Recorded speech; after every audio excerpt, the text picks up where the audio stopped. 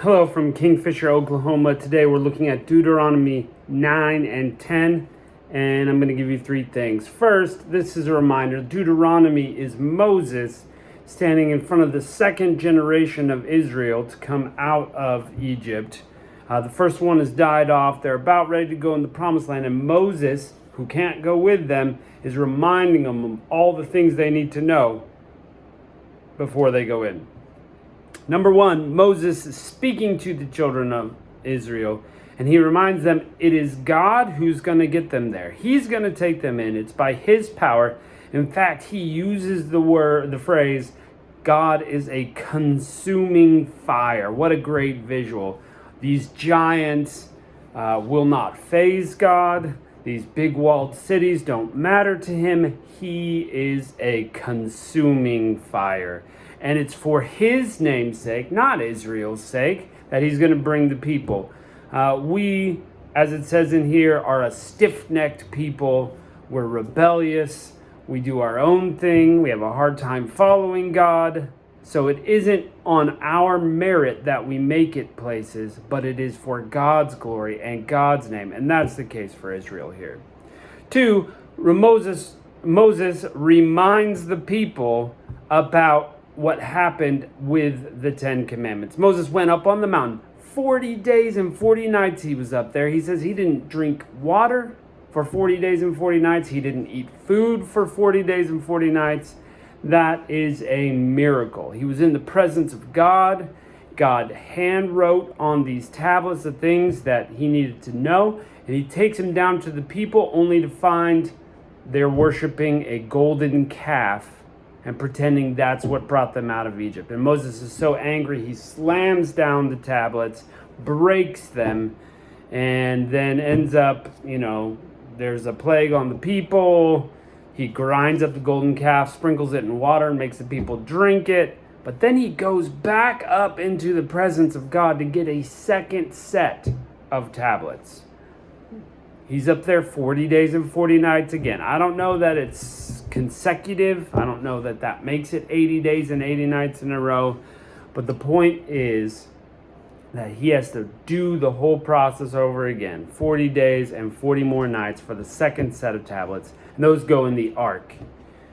Number three, all this whole story is a reminder for the children of Israel, as it is to us when we read it or we watch or we listen, that men and women, mankind's hearts are prone to wander. Okay, the children of Israel, need to remember this and push themselves to follow God's attributes, or they will fall away. That we and they should walk in God's steps alone. It says circumcise the foreskin of your heart, meaning cut away everything that's going to keep you from following God, and make your life a symbol of following him. Make your life an example of following him, that people look at you and go, you're different.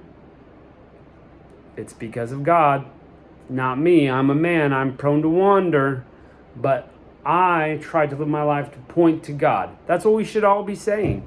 And that's what Moses is challenging these Israelites. You got to live this way. Remember, you're chosen. You're a holy people. You should be set apart.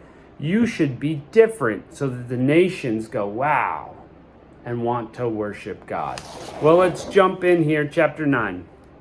Hear, O Israel, thou art to pass over the Jordan this day, to go in and possess nations greater and mightier than thyself. Cities great, fenced up to heaven, a people great and tall, the children of the Anakim, which thou knowest, and which thou hast heardst say, who can stand before the children of Anak? These were giants. Understand therefore this day that the Lord thy God is he which goeth over before thee as a consuming fire. He shall destroy them, and he shall bring them down before thy face, so that thou shalt drive them out, and destroy them quickly, as the Lord has said unto thee. Speak not thou in thy heart after Lord thy God cast them out before thee, saying, for my righteousness the Lord hath brought me in to possess the land. But for the wickedness of these nations the Lord doth drive them out before thee. So it's not you, It's them. Not for thy righteousness, for thine uprightness of thine heart, dost thou go to possess their land, but for the wickedness of these nations the Lord doth drive them out from before thee, that he may perform the word which the Lord sware into thy fathers, Abraham, Isaac, and Jacob. So he promised that he would use Abraham's descendants to judge these nations and give them this land. So God keeping his word. Understand, therefore, that the Lord thy God giveth thee not this good land to possess it for thy righteousness, for thou art a stiff-necked people. Remember, and forget not, how thou provokest the Lord thy God to wrath in the wilderness, from the day that thou didst depart out of the land of Egypt until you came unto this place. Ye have been rebellious against the Lord. Also in Horeb you provoked the Lord to wrath, so that the Lord was angry with you to have destroyed you. When I was gone up to the mount to receive the tables of stone, even the tables of the covenant which the Lord made with you, I abode in the mountain 40 days and 40 nights. I neither did eat bread nor drink water, and the Lord delivered unto me 2 tables of stones, written with the finger of God. And on them was written according to all the words which the Lord spake with you in the mount, out of the midst of the fire in the day of assembly. And it came to pass at the end of 40 days and 40 nights, the Lord gave me the 2 tables of stone, even the tables of the covenant. And the Lord said to me, Arise, get thee down quickly from hence, for thy people, which thou hast brought forth from Egypt, have corrupted themselves. They are quickly turned aside out of the way which I commanded them. They have made them a molten image. Furthermore, the Lord spoke unto me, and saying, See this people? And behold, it's a stiff-necked people. Let me alone, that I may destroy them, and blot their name out from under heaven. And I will make of thee a nation mightier and greater than they. So I turned and came down from the mount, and the mount burned with fire, and 2 tables of the covenant were in my hands. And I looked, and behold, ye had sinned against the Lord, for ye had made a molten calf, which ye turned aside quickly out of the way which the Lord commanded you. And I took the 2 tables, and I cast them out of my hands, and brake them before your eyes. And I fell down before the Lord, as at first, 40 days and 40 nights. And I did not either eat bread nor drink water, because of all your sins which ye have sinned, in doing wickedly in the sight of the Lord, and provoking him to anger.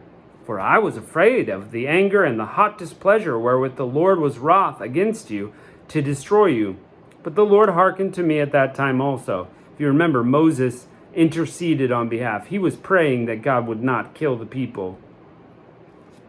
The Lord was very angry with Aaron to have destroyed him, and I prayed for Aaron also at the same time. And I took your sin, the calf which you made, and burnt it with fire, and stamped it, and ground it very small, even until it was small as dust. And I cast the dust thereof into the brook, and that descended out of the mount. And at Taberah, and at Massa, and Kibroth Hattava, ye provoked the Lord to wrath.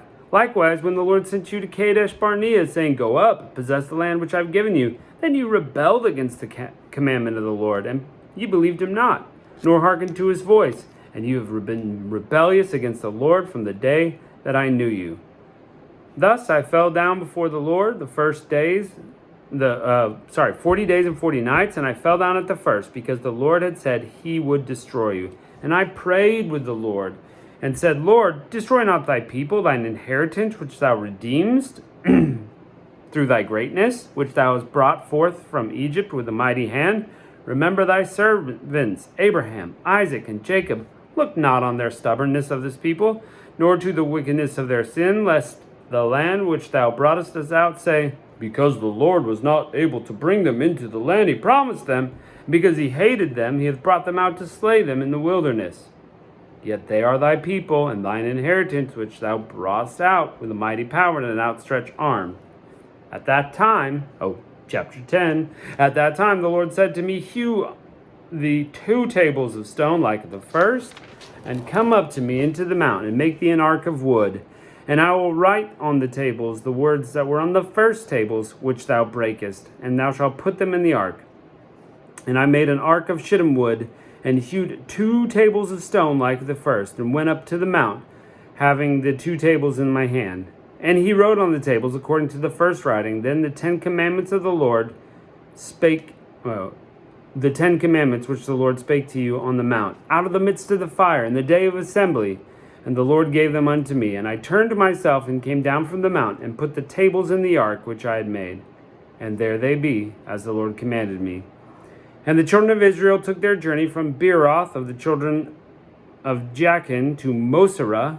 There Aaron died, and he was buried, and Eleazar his son ministered in the priest office in his stead.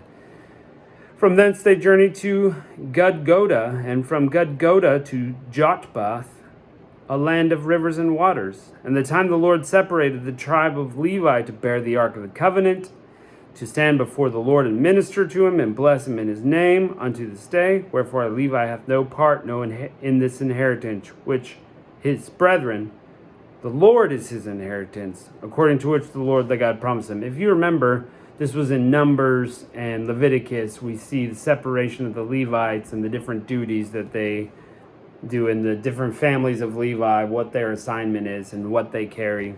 And I stayed at the mount according to the first time 40 days and 40 nights. And the Lord hearkened unto me at that time also. The Lord would not destroy thee. And the Lord said unto me, Arise, take thy journey before thy people, that they may go into the land and possess the land which I sware to their fathers and gave to them. And now, Israel, what doth the Lord thy God require of thee? But to fear the Lord thy God, to walk in all his ways, and to love him, and to serve the Lord thy God with all thy heart and with all thy soul, to keep the commandments of the Lord and his statutes, which I command thee this day for thy good. So that's the commandment right there for them and for us. Serve God, follow his commandments, do what he asks. Behold, the heaven and the heaven of heavens is the Lord's, thy God. The earth is also, and all that therein is. Only the Lord had a delight in thy fathers to love them, and he chose their seed after them, even you above all people, as it is this day. Circumcise therefore the foreskin of your heart, and be no more stiff-necked. For the Lord your God is God of gods, and Lord of lords, a great God, a mighty and terrible, which regardeth not persons, nor taketh reward. He doth execute the judgment of the fatherless and widow, and loveth the stranger, in giving him food and raiment. Love therefore the stranger, for you were strangers in the land of Egypt.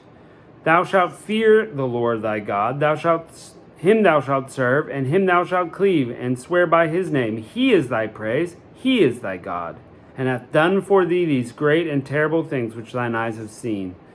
The fathers went down into Egypt with 70 persons. Now that's Genesis, right?